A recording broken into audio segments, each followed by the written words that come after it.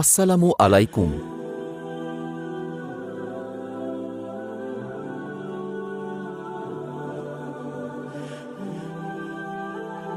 প্রশ্ন, বদর যুদ্ধে কতজন সাহাবা শহীদ হন? উত্তর, বদর যুদ্ধে 14 জন সাহাবা রাদিয়াল্লাহু আনহু শহীদ হন। প্রশ্ন, আব্বাসীয় খলিফার মোট সময়কাল কত ছিল? উত্তর, আব্বাসীয় খলিফার মোট সময়কাল ছিল 508 বছর। প্রশ্ন, আল্লাহর কিতাবের শ্রেষ্ঠ ব্যাখ্যাকারী কে? উত্তর, আল্লাহর কিতাবের শ্রেষ্ঠ ব্যাখ্যাকারী হযরত মুহাম্মদ সাল্লাল্লাহু আলাইহি ওয়াসাল্লাম।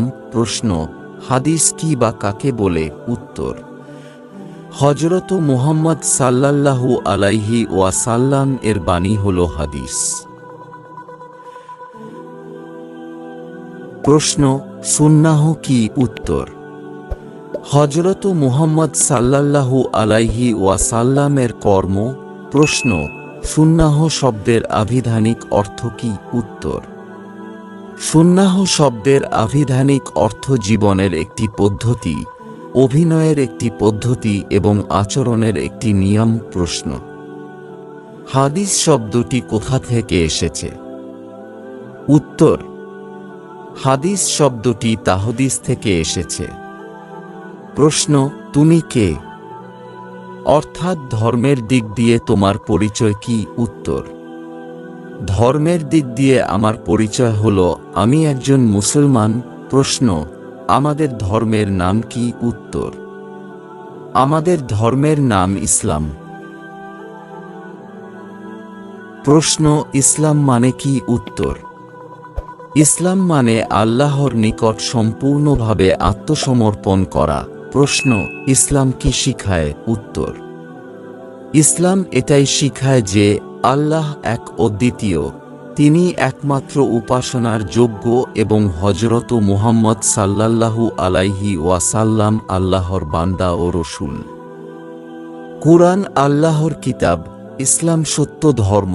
এটা দিন, দুনিয়া, ইহকাল ও পরকালের যাবতীয় ভালো কাজ এবং পুণ্য বিষয়েরই শিক্ষা দেয়।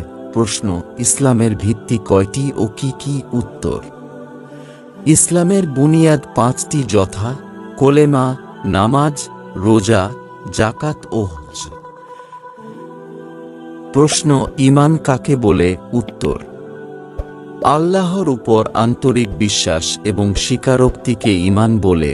প্রশ্ন, যারা আল্লাহর উপর আন্তরিক বিশ্বাস রাখে তাদের কি বলা হয়? উত্তর, যারা আল্লাহর উপর আন্তরিক বিশ্বাস রাখে তাদেরকে মুমিন বলা হয়। প্রশ্ন, মুসলমান কাদের বলা হয়? উত্তর, যারা আল্লাহ ও আল্লাহর রসূলের বিধানের প্রতি আত্মসমর্পণকারী তাদের মুসলমান বলে। প্রশ্ন, যারা আল্লাহ ছাড়া অন্যান্য জিনিসের পূজা করে বা 2-3 উপাস্যের উপাসনা করে তাদের কি বলা হয়? উত্তর, তাদেরকে মুশরিক বলা হয়।